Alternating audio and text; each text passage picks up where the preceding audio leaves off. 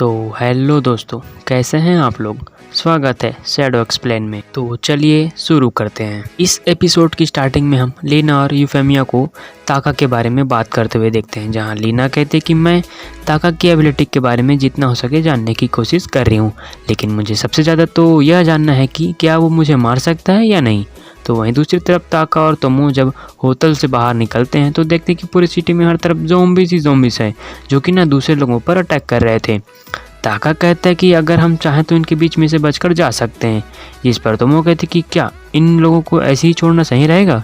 तो ताका कहता है कि नहीं, मुझे नहीं लगता है कि हम इन्हें बचा पाएंगे। अगले सीन में हम उन ज़ॉम्बीज़ के लीडर को देखते हैं जिसका नाम मासायोकी है। वह सिटी के मेयर रेवता के सामने बैठा हुआ था। तो रेवता उसके ऊपर चिल्लाते हुए कहते हैं कि तुम ये सब क्या कर रहे हो।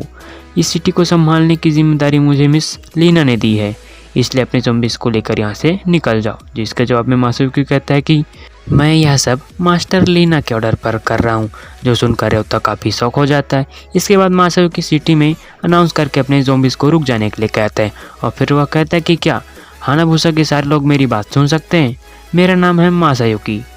दोस्तों, मैं मास्टर लीना का फॉलोअर हूँ और मैं सभी ज़ॉम्बीज़ का लीडर भी। फिलहाल मैं ताका और तोमो को ढूंढ रहा हूँ। उन दोनों को ढूंढकर 1 घंटे के अंदर सेंटर प्लाजा के अंदर लेकर आओ, जिंदा या फिर मुर्दा। लेकिन अगर आप ऐसे सोच रहे हैं कि हम ऐसा नहीं करेंगे तो ज़ॉम्बीज़ का हमला दोबारा फिर से शुरू हो जाएगा, और फिर यहाँ से कोई भागने की सोच रहा है तो बिल्कुल मत सोचना, क्योंकि सिटीज़ के बैरियर क्लोज कर दिए गए हैं। और यह सारी बातें सुनकर बेचारा योद्धा कुछ नहीं कर पाता है। और वहीं दूसरी तरफ ताका और तोमो एक जगह पर छुपे हुए थे। ताका कहता है कि इस हालत में हमारे पास भागने का अलावा और कोई रास्ता नहीं है, मगर हम अभी ट्रेन का भी इस्तेमाल नहीं कर सकते हैं। इसके बाद तोमो पूछते हैं कि आखिर वो हमें क्यों ढूंढ रहा होगा, जिस पर ताका कहता है कि क्या मतलब क्यों ढूंढ रहा होगा, हमने उसके एक मैजिशियन को मारा है। तभी अचानक पीछे से कुछ लोग उन्हें ढूंढ लेते हैं, जिन्हें देखकर ताका कहता है कि देखो, अगर हमारे पास आने की कोशिश करोगे तो मैं तुम्हें मार दूंगा। लेकिन बातों के बहुत बातों से मानते नहीं है, और उनमें से एक आदमी उनके ऊपर अटैक करने के लिए आगे बढ़ता है, जिसे ताका को मारना पड़ता है। यह देख के तोमो कहते कि बड़ा अजीब बात है, तुम जिसे कहते हो उसे मारकर ही दम लेते हो। पर ताका कहता है कि यह लोग हमारी जान लेने के इरादे से आगे बढ़ रहे हैं और इसलिए मैं उन्हें मार पाया। खैर, यह सोच रहा हूँ कि हमें सीधा प्लाजा में ही जाकर उनसे डील करनी चाहिए। इसके बाद वो दोनों मासायोकी के सामने आ जाते हैं, जिन्हें देखकर मासायोकी कहता है कि क्या सही में तुम दोनों यहाँ पर खुद से आए हो? क्या तुम लोग दूसरे को बचाने के लिए खुद का बलिदान देना चाहते हो? लेकिन तभी ताका कहता है कि लगता है तुम्हारा दिमाग ठिकाने पर नहीं है। जिस पर मासायोकी पूछता है कि तो तुम आखिर चाहते क्या हो? अगर मैं तुम्हें मार दूंगा तो तुम्हारा खेल यहीं पर ख़त्म हो जाएगा। जिस पर ताका कहता है कि हमें ट्रेन से रॉयल कैपिटल में जाना है, इसलिए अगर तुम बैरियर हटा दोगे तो बेहतर रहेगा। ये सुनकर मासायोकी गुस्सा हो जाता है और कहता है कि तुम क्या एक बेवकूफ़ हो? अभी तुम्हारे पास मुझे ऑर्डर देने का कोई हक नहीं है। जिसके जवाब में ताका कहता है कि तुम्हारी बात तो सही है, ठीक है, अगर तुम हमें जाने दोगे तो मैं तुम्हें जिंदा छोड़ दूंगा। अब इतना सुनते ही तो मासायोकी का पारा चढ़ जाता है और वो अपने कुछ अनडेड सोल्जर को उन पर अटैक करने के लिए आगे भेजता है, और वो कहता है कि तुम भले ही कितना स्ट्रॉन्ग क्यों ना हो, जो ऑलरेडी मर चुके हैं तुम उन्हें नहीं मार सकते। मगर जैसे ही ताका उन्हें मरने के लिए कहता है वो सारे के सारे वहीं नीचे गिर जाते हैं। अब ये देखकर तो मासायोकी का माथा फट जाता है और वो पूछता है कि तुमने इसे कैसे मारा, जबकि तो ऑलरेडी मर चुके थे। इसके जवाब में ताका कहता है कि कौन जिंदा है और कौन मर गया ये डिसाइड करने का हक सिर्फ मेरा है, इसलिए तुम अपना मुँह बंद करो। अब यह सुनने के बाद मासायोकी अपनी बॉडी को एक वेयरवुल्फ में ट्रांसफॉर्म करने लगता है, लेकिन इससे पहले ताका उसका खेल तमाम कर देता है। और आगे वो दोनों रेवता के पास जाते हैं, जहाँ उनसे कहते हैं कि देखो, मेरा तुम्हें चोट पहुंचाने का कोई इरादा नहीं है, इसलिए तुम प्लीज़ मुझे मत मारो। ताका कहता है कि हम यहाँ किसी को मारना नहीं चाहते, हम तो सिर्फ अपने सेल्फ डिफेंस में कर रहे हैं। आगे रेवता उन दोनों को बताता है एक लीना नाम की मैजिशियन ने मासायोकी को तुम दोनों को मारने का ऑर्डर दिया था। और तभी अचानक से ताका कहता है कि मुझे हर तरफ से हमें मारने का इंटेंशन क्यों फील हो रहा है, और उसका इंटेंशन बिल्कुल सही था। पूरे सिटी के सभी लोग उन्हें मारने के लिए आते हैं। यह देखकर रेवता मासायोकी के पास से एक रिमोट की की निकाल कर कहता है कि अगर हम अपने चारों तरफ बैरियर का इस्तेमाल करें तो बच जाएंगे। लेकिन जब वो उसे यूज़ करने के लिए कोशिश करता है तो वो रिमोट बिल्कुल भी काम नहीं करती है। तो वहीं इस तरफ यूफेमिया लीना से कहती है कि हमें ताका के साथ पंगा नहीं लेना चाहिए। ताचिबाना उससे काफ़ी दूर था, लेकिन फिर भी उसने उसे मार दिया था। जिस पर लीना पूछते कि तुम्हारे हिसाब से ताका हमारे लिए कितना खतरनाक बन सकता है, जिस पर यूफेमिया कहते कि वो एक मैजिशियन, स्वॉर्ड मास्टर या फिर मैजिकल वेस्ट है, इन सब से भी बहुत ज़्यादा खतरनाक है, इसलिए हमें उसे जितना हो सके उसे दूर रहना चाहिए। ये सुनकर लीना सोचती है कि मेरी ताकत जानने के बाद भी वो मुझसे दूर रहने के लिए बोल रही है, इसका मतलब वो उसके हिसाब से वो तो ताका मेरे लिए बहुत खतरनाक साबित हो सकता है। तो वहीं इस तरफ सभी लोगों ने ताका, तोमो और रेयोटा को घेर लिया था और उनके ऊपर एक एक करके अटैक कर रहे थे, और क्योंकि वो मान नहीं रहे थे तो ताका उन्हें मार दिया रहा था। और फिर आगे वो कहता है कि अगर मैं चाहूँ तो इन सबको यहीं पर मार सकता हूँ, लेकिन रेयोता के लिए अपने मासूम लोगों को ऐसे मरता हुआ देखना काफ़ी दर्द भरा होगा। तो वहीं अगले सीन में लीना कहती कि डार्कनेस अभी सिटी के अंदर जाने वाला है और यही सही टाइम है, अगर मैं डायरेक्टली नहीं मार सकती तो इनडायरेक्टली मारूंगी। और इतना कहकर वो अपनी बॉडी से एक और लीना बाहर निकालती है और कहती है कि भले ही अगर यह दूसरी बॉडी जलकर राख हो जाए, लेकिन मैं बिल्कुल सही सलामत रहूँगी। और इसके बाद वो अपने क्लोन को ऑर्डर देती है कि आसमान में जाकर अपने काफ़ी सारे क्लोन्स बनाओ। उसका ऑर्डर पाती वहाँ पर काफ़ी सारी लीना हो जाती है और इस तरफ डार्कनेस भी सिटी के अंदर आ चुका था और वो उसके हर रास्ते में आने वाले हर एक चीज़ को मिट्टी में मिलाते जा रहा था।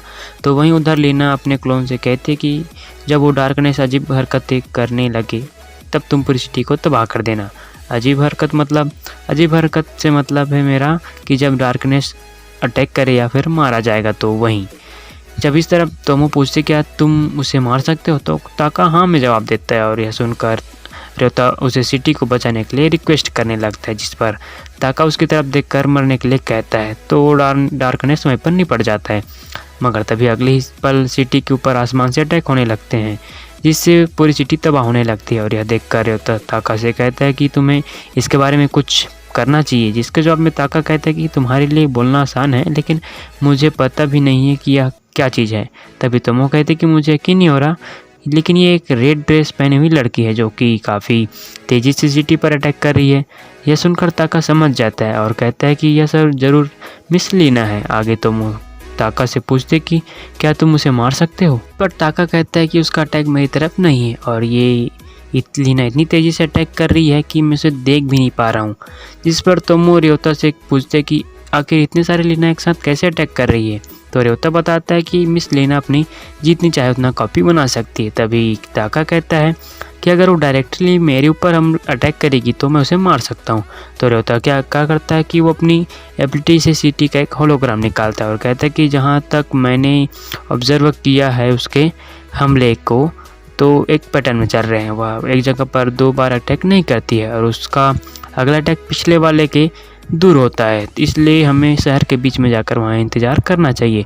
इतना सुनने के बाद ताका वहाँ ऐसे ही जाने के लिए निकलता है।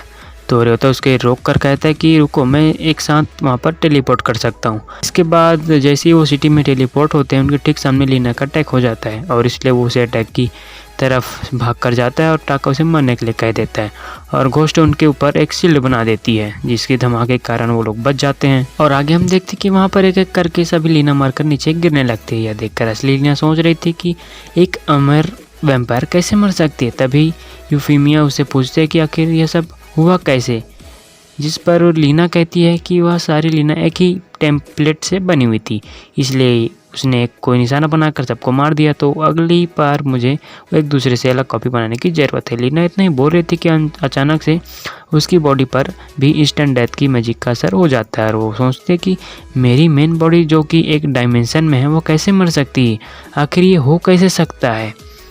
तभी वहाँ पर नीचे गिर जाते हैं और वो आखिर में सोचती है कि अब मैं उस लड़की की जान बचा पाऊँगी। तभी सीन शिफ्ट होता है और उस अगले सीन में हम देखते हैं कि एक कॉफिन के अंदर में एक लड़की बाहर आती है जिसके हाथ में क्रिस्टल था। तभी लीना एक रिकॉर्डिंग प्ले होती है जहाँ वो कह रही थी कि अगर तुम यह फुटेज देख रहे हो, इसका मतलब मेरा प्लान कामयाब हो गया है। मैं मर गई हूँ और तुम जिंदा बच गई हो। तुम और मैं एक हैं। तुम कॉपी हो जो मुझसे बनाई गई हो, लेकिन तुम्हारे अंदर मेरी कोई भी मेमोरी नहीं है जिससे कि तुम अपने जान को टाका से बच कर रहो। तो वहीं इस तरफ ताका और तोमो एक गाड़ी में बैठकर हानाबुसा से निकल जाते हैं। तो अगले सीन में हम उनके क्लासमेट को देखते हैं जो कि अभी ट्रेनिंग करके अपना लेवल बढ़ा रहे होते हैं, जिसमें एक रियोको नाम की लड़की होती है। वो रात में टेंट के अंदर जाती है और देखती है कि वहाँ पर एक और लड़की खड़ी है और उसका नाम कैरोल है। तो उसके हाथ में रियोको का स्मार्टफोन था, जो कि वह उसे लौटाते हुए कहती है कि दरअसल मैं ताके के ऊपर नज़र रखना चाहती थी। पहले हमने उस पर नज़र रखने के लिए एक सैटेलाइट लॉन्च किया था, लेकिन इस दुनिया में उसका कोई काम नहीं है। और तभी रियोको की फ़ोन में लिखा हुआ आता है कि अल्फ़ा ओमेगा का फर्स्ट फ्लोर ओपन हो गया है, जो देखकर रियोको काफ़ी डर जाती है। और इसी के साथ ये एपिसोड यहाँ पे ख़त्म होता है। अगर ये वीडियो आपको पसंद आई होगी तो लाइक कीजिए और कमेंट कीजिए, अपने दोस्तों के साथ शेयर कीजिए।